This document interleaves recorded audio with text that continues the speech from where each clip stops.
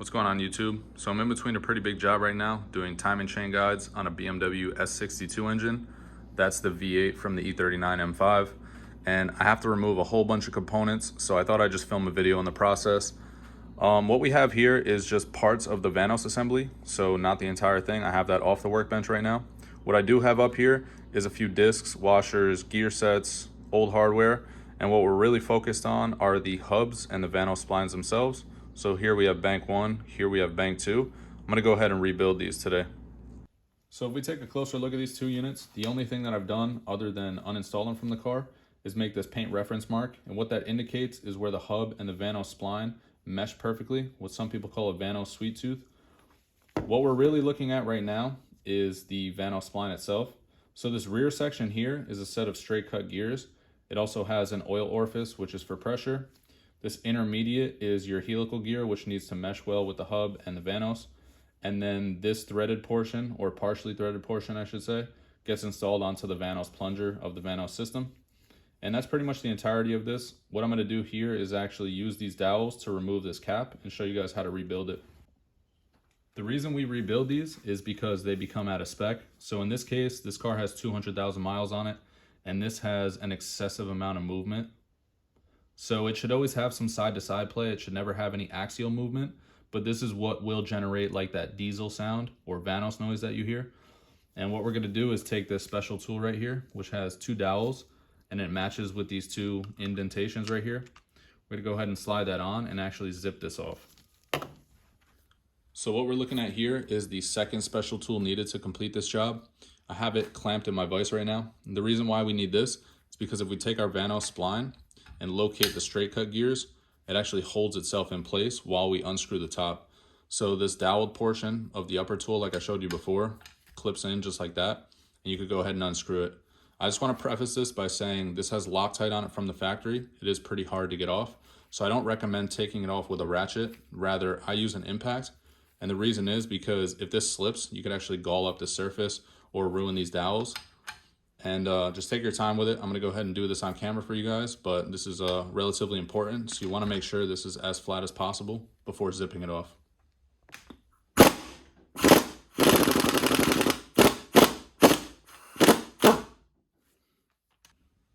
So I'm gonna go ahead and just unscrew the remainder by hand, just because there's a lot in here.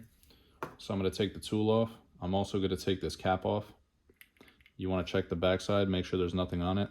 This cap only goes on one way. Now within here, we're going to have a few pieces. So we have this stop washer. We also have a thrust bearing. And then we have our threaded assembly right here.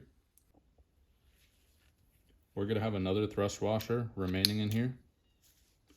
So we'll go ahead and take this one out. Then we're going to have another washer.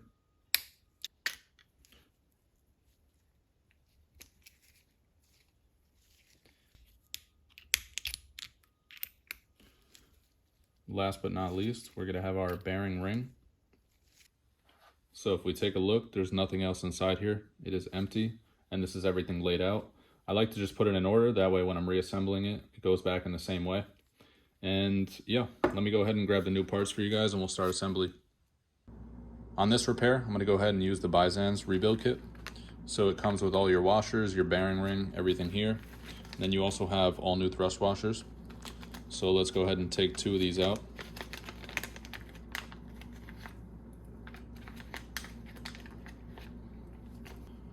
These thrust washers are bi-directional, so you can install them either direction. Just to clarify that before I install these. I'm also going to go ahead and take out one of these.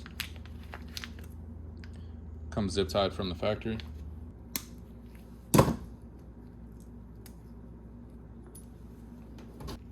So I'm going to lay out the new components in the same orientation as the old ones. So the bearing ring is going to go last. We're going to go ahead and add a stop washer, thrust bearing. This portion will be transferred over, another thrust bearing, and another washer. And then of course you have the end cap, which will also be transferred over. So before we go ahead and reinstall this, I'm going to go ahead and add some assembly oil to everything. So this is the oil that I use inside the car. I'm going to go ahead and just fill the cap up just a little bit. So what we're going to do here is grab our bearing ring. We're gonna go ahead and throw that in the oil. And then we're gonna insert it. You wanna make sure this is sat all the way down. Then we're gonna take our washer. As you can see, there's excess oil in there already. Then we're gonna take our thrust bearing, sit it in there. We're gonna take the intermediate, put it right there. Put our thrust washer, and then our stopping plate. And then we're gonna go ahead and throw on this cap. So I went ahead and put some brake clean on a lint-free rag, just went around here. That way when we put thread locker on the cap, it doesn't dilute it with some lubricant. So now that this is dry, I'm gonna go ahead and install the cap. I'm gonna go ahead and reinsert this. Before I add any thread locker to the end cap, I'm gonna go ahead and just reinstall this. And let's just do a dry fit. That way we can assess the axial play and see if there is any, and see if the washers need to be adjusted.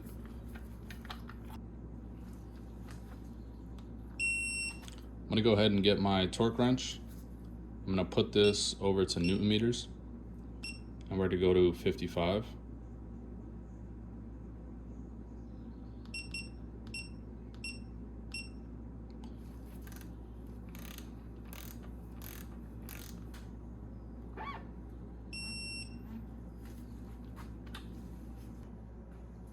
So if we keep this in the vise, we could go ahead and check the axial movement. As you can see, it still will have a little bit of side to side, meaning from left to right. It's not as much as it used to be. As you can see, it's pretty minimal. There is no axial play, so if we try and tilt this, it doesn't tilt any direction. So that means that this one is good to go. If this was out of spec and you still had slop where there's a little bit of movement, I'll show you guys what to do right now. So if you end up putting it together and you have too much play or axial play, let's take a look at this bearing ring right here. And there's a little bit of a step or a ledge before it meets the washer. And what you want to do is actually sand off the top of here to mate it tighter, and this will close up the tolerances. If you do it too much, you'll have no side to side movement, and that's going to be a bad thing. So you want to take up small increments at a time. So what we're going to do is go ahead and disassemble everything, take this seat out, and actually sand it. So if you feel as though you have axial play or this threaded portion pulls in and out, as you can see, this one has no movement. But say this did have axial play, what we're gonna do is take out everything, and then we take out the bearing ring, this piece right here, and we're gonna get 300 to 400 grit sandpaper, and you wanna sand in an up motion. So up, back, about 6 inches. Then you wanna rotate the washer and keep doing it back and forth. So we're gonna go up and down for 5 seconds, rotate it 90 degrees, up and down for 5 seconds, spin the bearing completely around, up and down for 5 seconds again, and one last time rotation, up and down for 5 seconds. That should give you this measurement on screen. So I went ahead and just took this cap back off. I'm gonna go ahead and apply some red high strength Loctite. And you wanna assemble it all the way around the ring.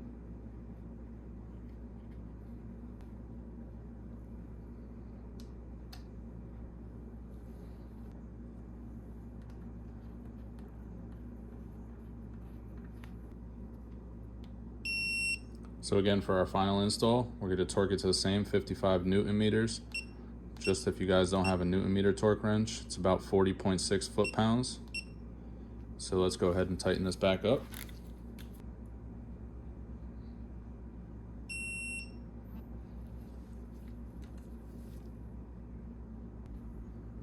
At this point, we could go ahead and remove it, and we could spin it from the bottom.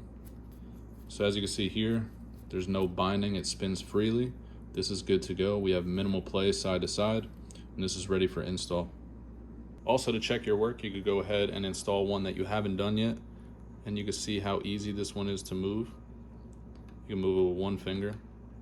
It's just a lot of play within that. And you could also check the resistance. This is going to be a little bit on the looser side just because it's been installed for so long, and this should give you a good indication on rotation to resistance. Again, here's the one that we just finished. You can't move it side to side by a finger. You need 2 fingers to move it a little bit. And also, here's the rotation on it. Again, really nice.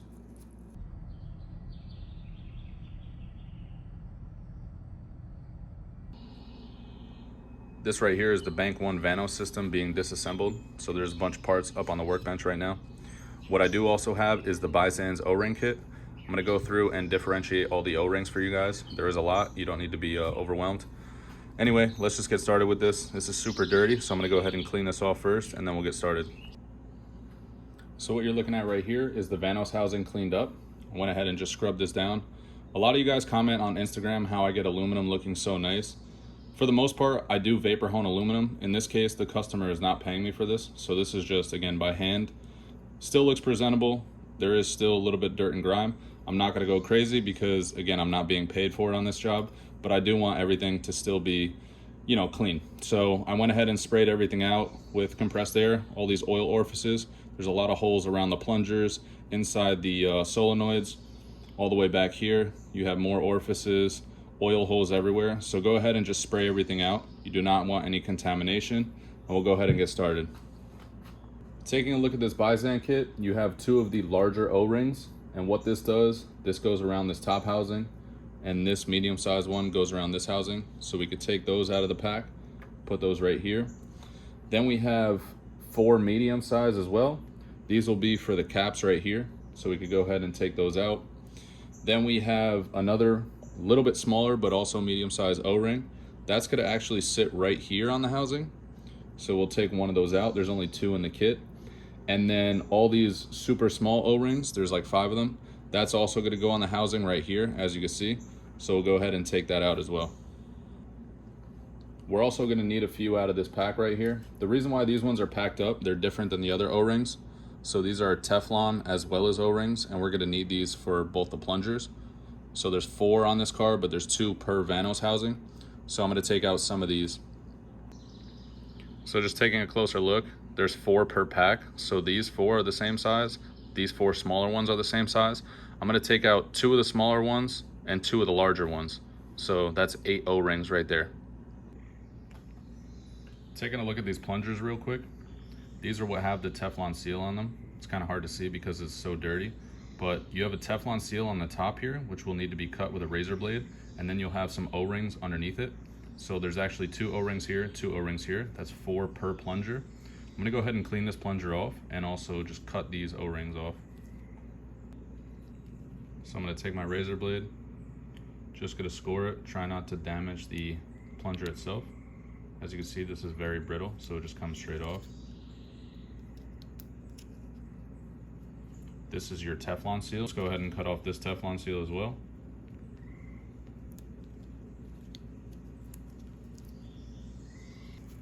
For these O-rings underneath, I'm gonna go ahead and just use a pick, get in here and just pull them off. So there's a larger one. You also have a smaller one right here.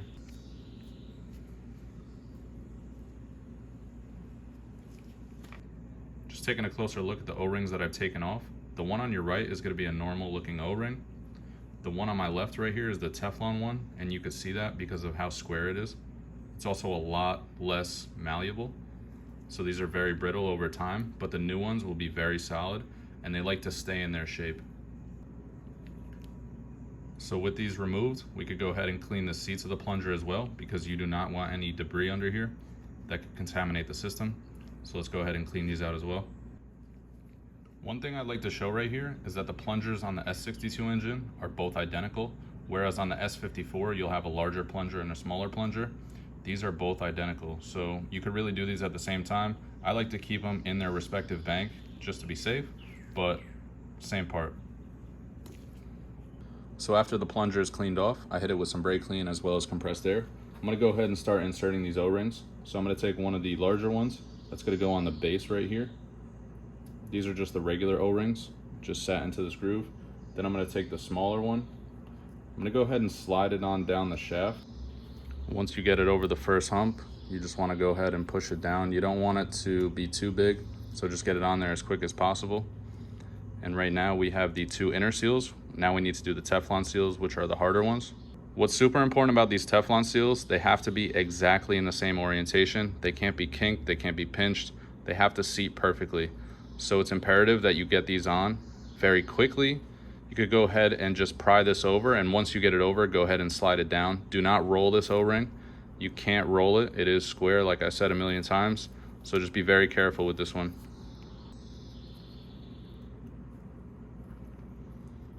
So what you'll see here is the Teflon will actually open up a little bit. See how it's kind of a little bit bigger than the bore that it's supposed to be in? This is okay, as long as it's not kinked. You can also soak these in hot water, but I'll show you how to get the shape back, and we'll do that in 1 second. Let me just throw this seal on. So I'm gonna go ahead and start here and try my best to just walk it on without pinching it. So as you can see, this one also opened up just the slightest bit. So let's go ahead and put this in the bore just to collapse these O-rings. So what I'm gonna do right now is take a small hose clamp. I'm gonna put it over the small section, and I'm gonna go ahead and clamp it down slow. The important part here is that nothing is kinked. This is gonna be the last time that you could see these O-rings. So again, make sure they're not rolled, they're not kinked, they're not pinched, you know, they're perfect.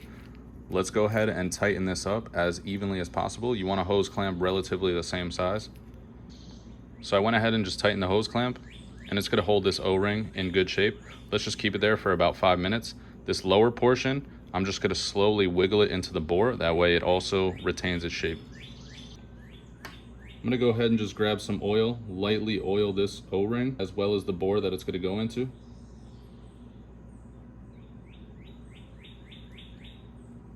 Now that these are both oiled, I'm gonna go ahead and install the plunger opposite of the way that it's supposed to go in, because right now I'm just holding its shape.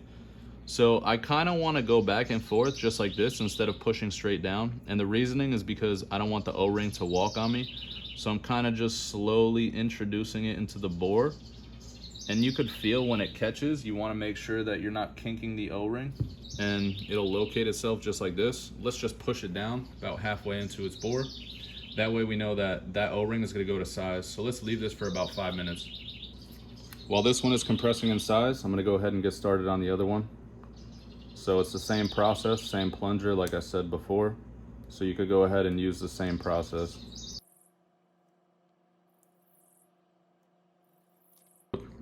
Went ahead and just got this one finished up off cam. I'm going to go ahead and throw a hose clamp on here and put it in there as well. So if we pick up one of these caps, right on the edge here, you will have an O-ring. So I'm going to go ahead and just pick this out.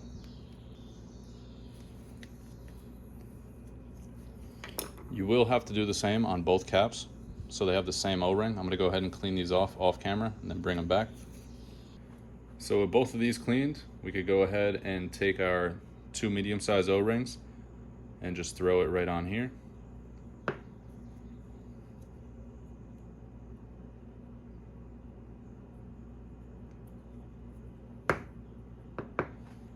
If we flip this housing over, we can see our last 2 O-rings that we need to assemble. So the smaller one, thicker, is going to go right on here.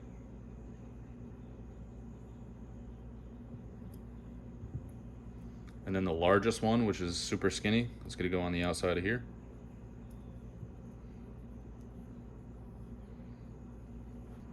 So I'm going to go ahead and just loosen up these hose clamps. They should have done their job at this point. Just hold the hose clamp as you're taking it off. That way it doesn't nick the Teflon.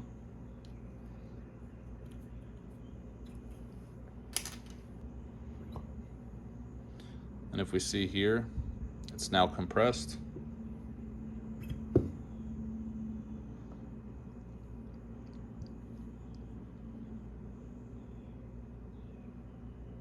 So one thing I like to do when I take off the hose clamp is insert the plungers the opposite way.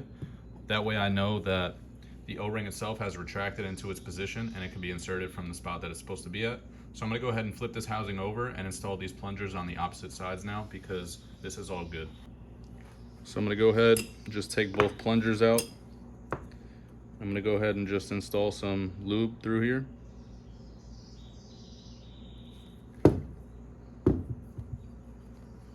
As well as the backside.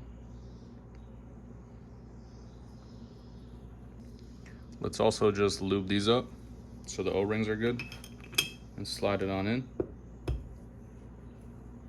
As well as this one.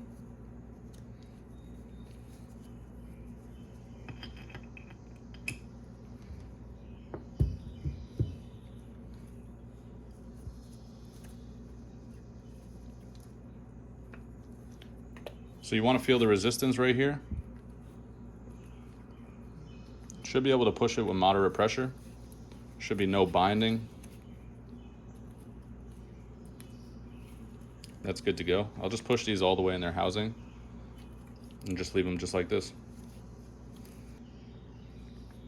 So with the plungers inserted, I'm gonna go ahead and just lube up these as well. And we could go ahead and throw these caps back on. They only go on one way. So as you can see here, you just have to line up the holes right there. That looks good.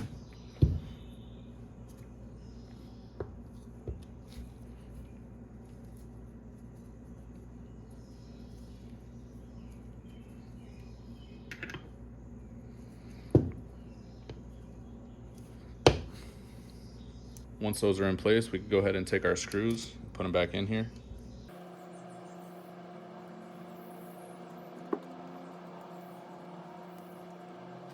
So with both caps on and torqued, the only two O-rings we have left are these two. I'm not gonna put them on right now just because I'm not putting them on the car, but you guys can't forget these. You have a smaller one, a larger one.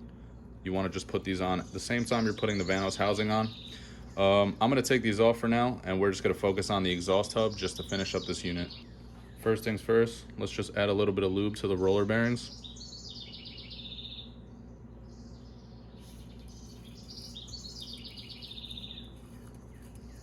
So you should spin this, you should have no noise, just the roller bearing noise, but no debris. If you do have anything, you need to blow this out with compressed air and make sure it's super clean. Let's take a look at a few components here. So we have a bearing ring. We have this plate right here, which is gonna encapsulate everything. It's gonna be locked in by this C-clip. That'll go right on top there. And then we also have this, which connects to the hub. I went ahead and cleaned all this stuff. We also have these right here. So we have this metal bushing. You have a spring, and this compresses while it's in the housing, just like this. You also have these super small pieces right here. As you can see, one side has a nipple, the other side is flat. So these need to be installed. You can't forget these. These locate the spring within this. So this planet gear rides in here, but all the springs need to be compressed within here. So it's very difficult to install. I'll try and do it on camera for you guys. I'm gonna add a little bit of oil just to each one of these.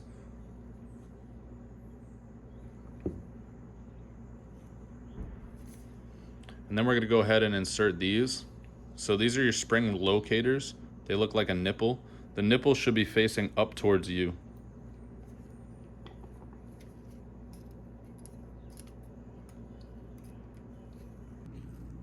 So if you take a closer look, you can see the nipple is faced towards us and it's fully flat. That's what we're looking for. The reason why I add the oil in there, it acts as a viscosity to just hold these in place. So you want to spin and make sure all these are orientated correctly. If they have any bind or anything, this isn't going to be assembled properly. So all of these look good in my case. I'm going to go ahead and further the assembly. Might be a little hard to tell on camera, but this top portion of the bearing ring has a bevel to it. The bottom also has a bevel, but it's not as noticeable. So this beveled portion is going to stick towards the camshaft. So that'll give you a good orientation. You could kind of see where it was previously riding as well. So that's a good indication on where to reinstall these. For this planet gear, you have it labeled B, and that's going to be facing up or towards the camshaft as well. And then the bearing ring is going to go on top of it just like this. So let's get these. So I'm going to have this B side facing this way, bevel side facing the same way. I'm going to put it just like this. We're going to take our first bushing. You have a spring and a bushing. Again, the spring can be orientated in whatever direction. It's just the pressure. And we're going to go ahead and insert it into one of these holes. Once it's inserted, we could go ahead and push it in. And as you can see, it barely has any meat right there. So just be careful this doesn't shoot across the room. You want to just pick it up, tilt it to the side, install your next one.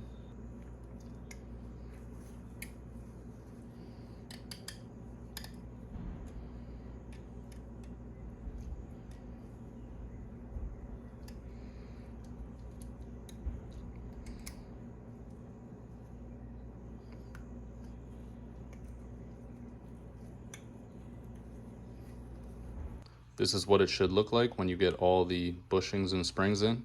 It is very challenging. So again, handle this with care. Don't get discouraged, just keep going. You kind of have to move this at an angle just to fit all of them in. You kind of have to push two in at the same time, but let's install this into the housing. So again, make sure this is all lubed. This we could always lube at the end. So the difficult part about this is that it's offset. It's almost like an oil pump. So you want to slowly lower this in, and there is a chance that these get pushed out. So don't push down too hard, because then the bearing ring is going to come off and you're going to have to do this all over again.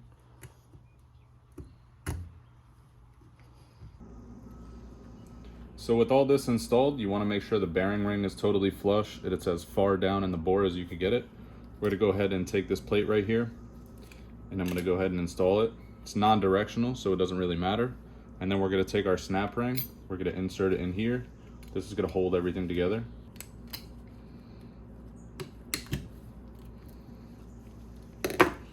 So that should clip in just like that. You just want to make sure the snap ring is fully in place. Now to test this and make sure everything's working, I'm going to go ahead and just add some assembly lube.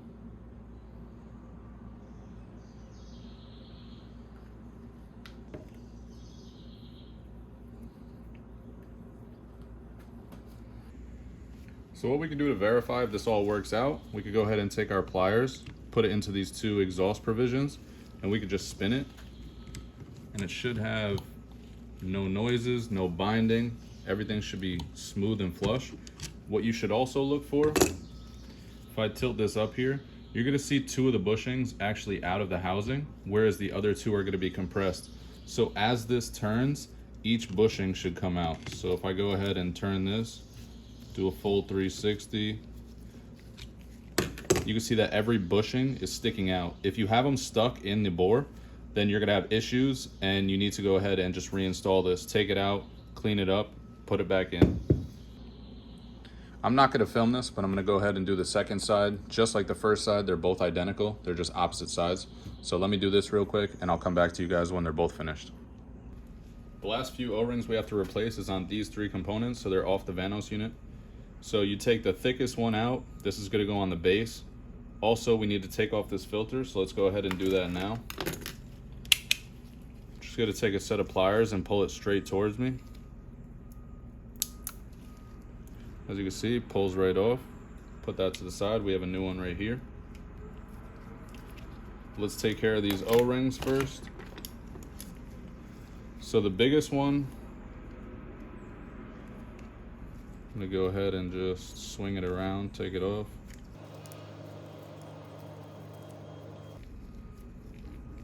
And then right here, you have a Teflon seal. We're actually gonna go ahead and cut this and replace it with a small O-ring.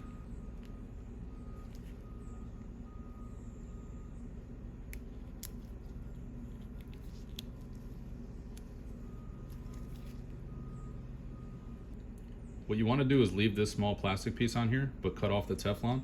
We're going to replace it with this standard smaller size O-ring. So let's go ahead and just put this on over.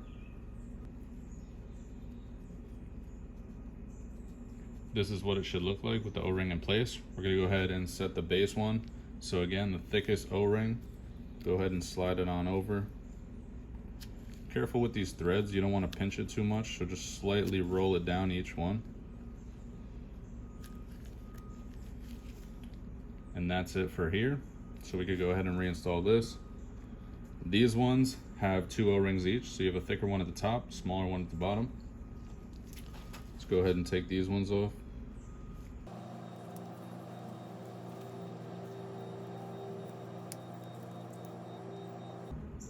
So with both O-rings taken off here and here, we're gonna go ahead and take the smallest one out of the kit, put it on the bottom, as well as this side, smallest one on the kit. Walk it over. Now we're gonna take the other tan ones. So you see you have brown on my left, tan on my right. We're gonna take these medium size and just slide them on over here.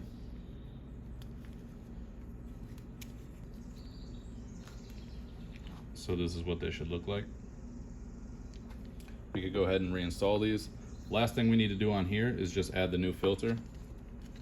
So Bizan also provides this.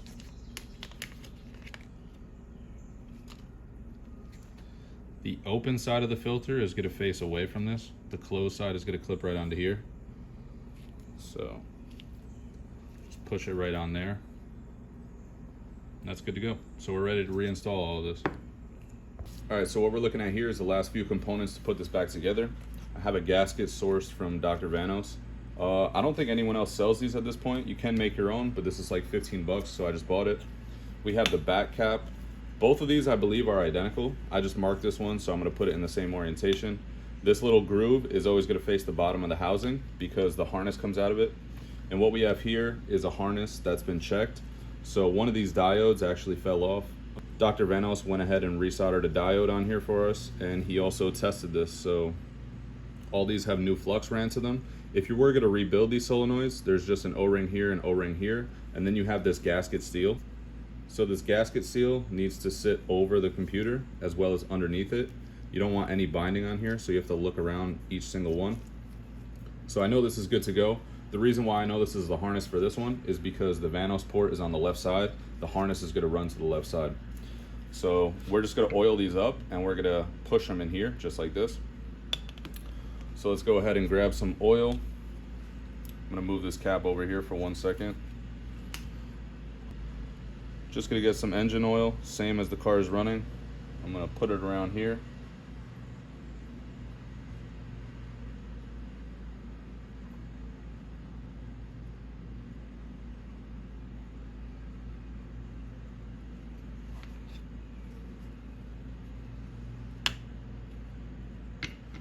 We're gonna gently push down on these.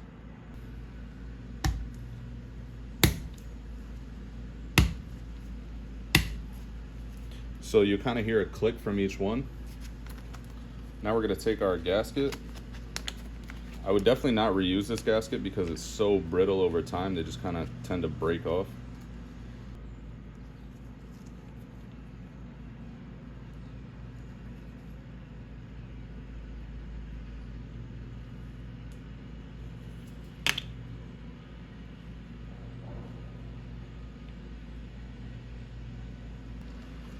So with the board and gasket in place, I'm gonna go ahead and take our back cap. Just gonna slide it on over here. You want the wiring harness to come into this groove right here. Just like that.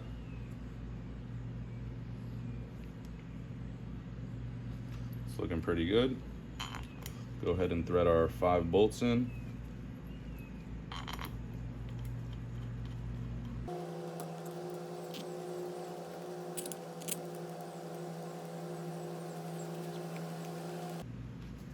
These are an M6 Allen bolt, and I would torque these to around 10 foot-pounds. Doesn't need to be too much, just enough to hold this cap on. And that's it for the assembly on this Vanos housing.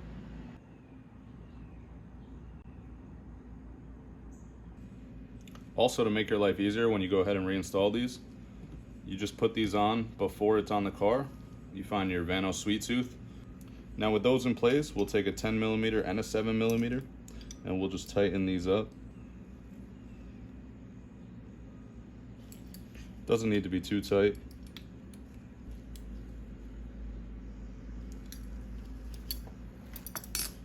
Now with those in place, before we install them in the car, we just want to push them all the way into their housing, and that's how we're going to reinstall this Vanos unit.